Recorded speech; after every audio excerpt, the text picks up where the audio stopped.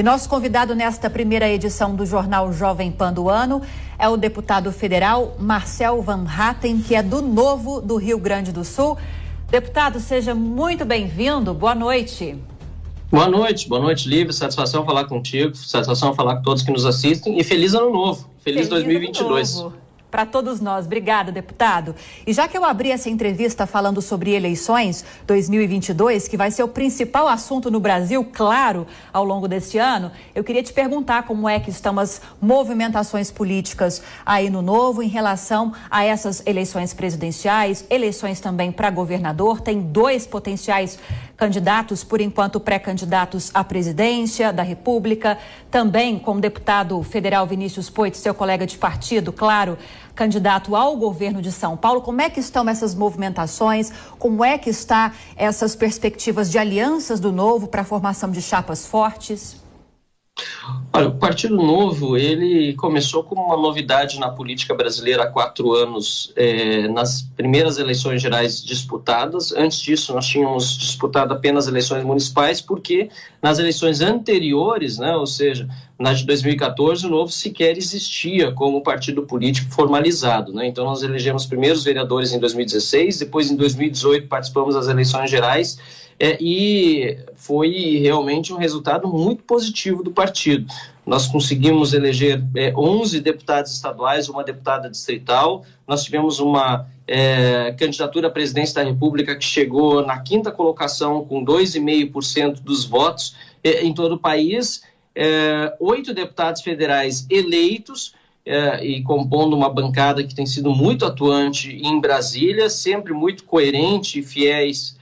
Os 8 deputados, dentre os quais, claro, me incluo aquilo que nós defendemos na campanha eleitoral passada, não nos desviando daquilo que nós nos propusemos a fazer, e um governador do estado que hoje tem as melhores aceitações, os melhores índices de popularidade no país, que é o governador Romeu Zema de Minas Gerais, e que é um dos nossos fortíssimos candidatos agora para a reeleição nas eleições do ano que vem. Além disso, nós temos o Vinícius Poit em São Paulo, nós temos uma pré-candidatura ainda em fase de processo seletivo, já aprovada, aliás, o processo seletivo, mas que vai ainda passar por uma convenção, que é o nosso deputado federal Paulo Ganimi, que é o líder da bancada do Partido Novo, demonstrando a força da bancada federal, 2 deputados federais concorrendo agora, ou se colocando à disposição para concorrer como candidatos majoritários nos seus estados, e outros 6 parlamentares que estão buscando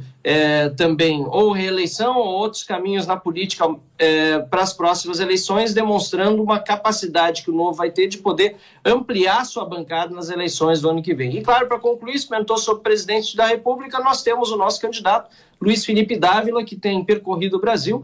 Ele está aprovado no processo seletivo do Partido Novo, tem feito um excelente trabalho de divulgação das nossas ideias, e nós acreditamos muito nisso, em fidelidade a princípios, aos programas do Partido Novo, que quer ajudar o Brasil a superar a pobreza com mais liberdade e com mais responsabilidade e combate à corrupção.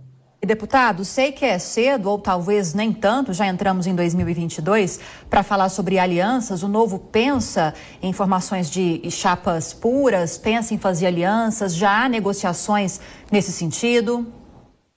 Política é sempre feita de diálogo, de conversa, não tem como fugir disso. Seria não fazer política, dizer que não há conversas com pessoas que podem convergir nos mesmos objetivos.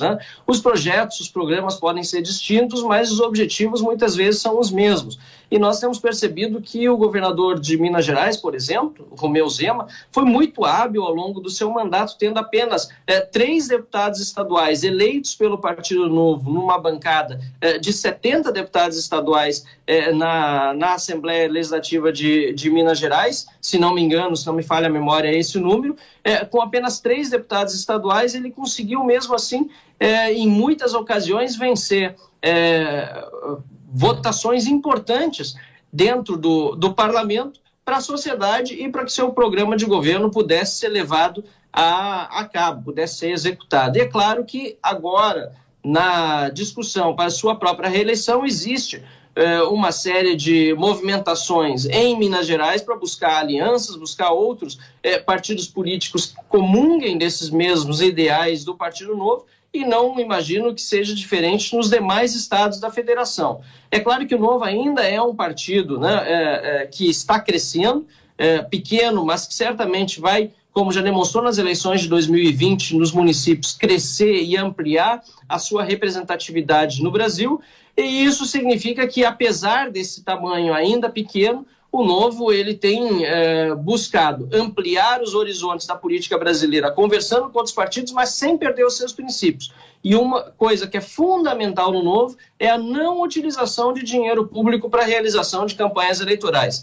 Eu não utilizei na minha campanha, fui eleito, aliás, com muita honra, o deputado federal mais votado do Rio Grande do Sul, sem usar um único centavo de dinheiro público. Além de outros pressupostos para integrar o próprio partido, que é a necessidade do filiado, não apenas do candidato, possuir ficha limpa, algo que nós entendemos como simplesmente básico, obrigatório na política, mas a gente sabe que muitas candidaturas não respeitam, muitos partidos políticos aceitam nos seus quadros filiados, e pior, tem candidatos que são ficha suja, oferecendo à sociedade não o melhor que poderiam oferecer, mas aquilo que infelizmente já foi inclusive rechaçado pelo próprio judiciário brasileiro. Deputado, o senhor acabou de mencionar ser contra, e é um posicionamento bastante já defendido pelo Partido Novo como um todo, ser contra esse financiamento de campanha com recursos públicos. Eu vou justamente entrar nessa questão para falar do fundo eleitoral. Nós, aqui da Jovem Pan, acompanhamos intensamente nos últimos dias de 2021 a aprovação do orçamento para esse ano, a aprovação do fundo eleitoral em quase 5 bilhões de reais, e ao longo dessa semana repercutimos também no jornal Jovem Pan sobre a defesa que o pré-candidato ao governo de São Paulo, falamos dele aqui também, o deputado federal Vinícius Poit, que acredito que seja uma defesa de todo o partido, de utilização desse recurso do fundo para ajudar tantas famílias vítimas das tragédias, das fortes chuvas, principalmente na Bahia, mas também em Minas Gerais e em outros estados.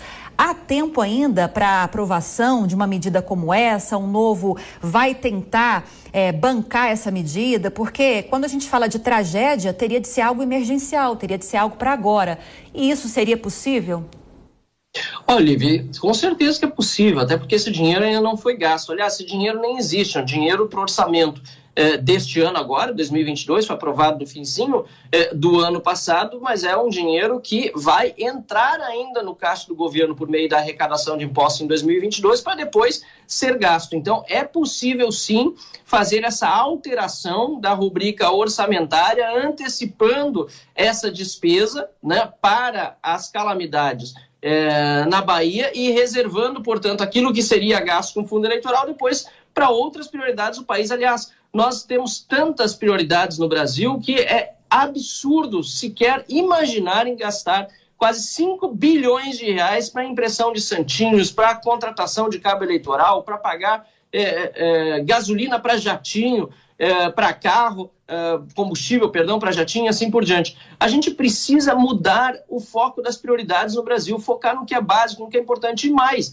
dar ao cidadão a oportunidade de apoiar os candidatos que ele quer e de dizer: se eu não sou a favor de um programa partidário de determinado candidato, de um programa eleitoral de determinado candidato nas próximas eleições, eu não quero que o governo brasileiro coloque um centavo do meu imposto para financiá-la. E é isso que está acontecendo, Lívia. É pegar o teu dinheiro, do dinheiro de cada cidadão brasileiro, que já é arrecadado mais do que deveria, porque nós somos os países em desenvolvimento que mais cobra impostos no mundo, pega-se este dinheiro para uma finalidade que não é aquela que o cidadão brasileiro entende como prioritária. Nós percebemos uma grande revolta da população brasileira contra esse fundão de quase 5 bilhões de reais e por isso mesmo essa campanha do deputado Vinícius Poit, que está de parabéns, abrindo um abaixo-assinado online, Bahia sim, ou melhor, Fundão não, Bahia sim, é a hashtag que está sendo utilizada,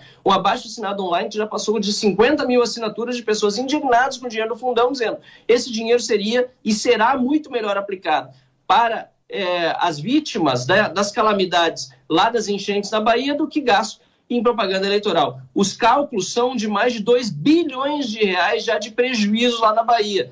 Isso já dá praticamente metade do valor previsto para gasto com campanha eleitoral. É um absurdo que o Brasil siga, né, por meio da maioria dos seus políticos, priorizando coisas que não deveriam estar na lista de prioridades. E a gente espera que com essa pressão popular que está sendo feita agora, mudem-se as prioridades e, por que não, no próprio Congresso Nacional a gente tenha uma convocação, mesmo que seja no recesso, para alterar essa previsão orçamentária e passar esse dinheiro absurdo para outras áreas, inclusive o ataque, né, às despesas ocasionadas em virtude das calamidades nas enchentes na Bahia e em outros estados também. Agora, deputado, abrimos essa entrevista falando sobre as perspectivas do Novo para as eleições deste ano. O senhor citou vários colegas que estão almejando cargos, vários cargos variados, para governo federal, também para governos estaduais. E o seu destino, deputado? Reeleição, mudança de destino? O que o senhor aguarda para 2022 politicamente?